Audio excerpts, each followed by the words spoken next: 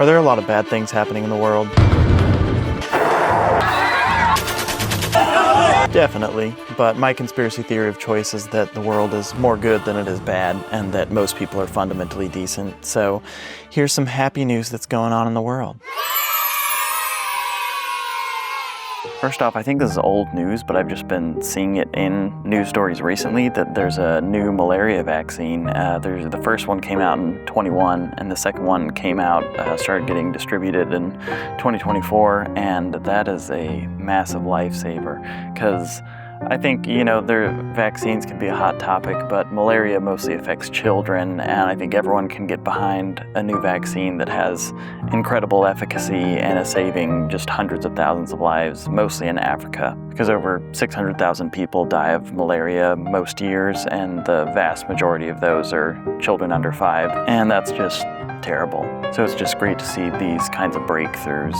Also, I've seen a lot more people talking across the aisle, sort of politically speaking. Like I saw that Gavin Newsom, the governor of California, started a podcast, and the first person he had on was Charlie Kirk, the very conservative commentator. And there's not really two more different people.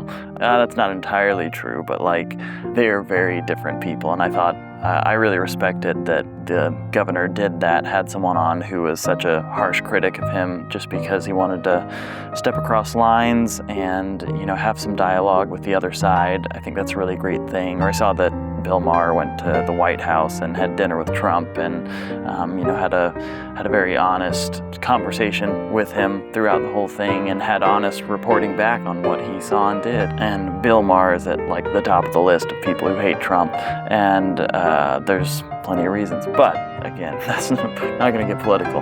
But I thought this is good to see more people reaching across the aisle, trying to have conversations, even if it's just a conversation about why you think someone is wrong, but to their face, and not just making our own bubbles and talking to each other about why these other people are bad. Also, it's definitely not great news, obviously, that the Pope passed away, but I think the fact that Pope Francis left behind such a great legacy is good news, because that's more than can be said for a lot of Catholic leadership in recent decades, and pretty much everything, all the coverage I've seen of that has been very positive, and people on all sides of the aisle really respected where he came from, even if they disagreed with certain things that he did. They knew he was just a very kind and compassionate and genuinely concerned about the poor and the outcast, and so I think it's a positive thing to see a pope who's left a positive legacy.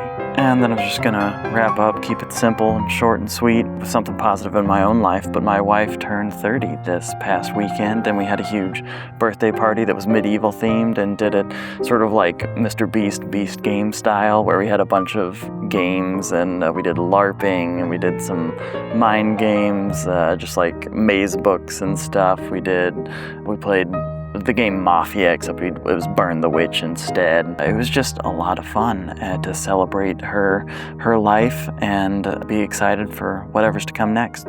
So I hope to do these once a month, just to air out a few positive news stories, hopefully flesh things out more over time, and thanks for listening.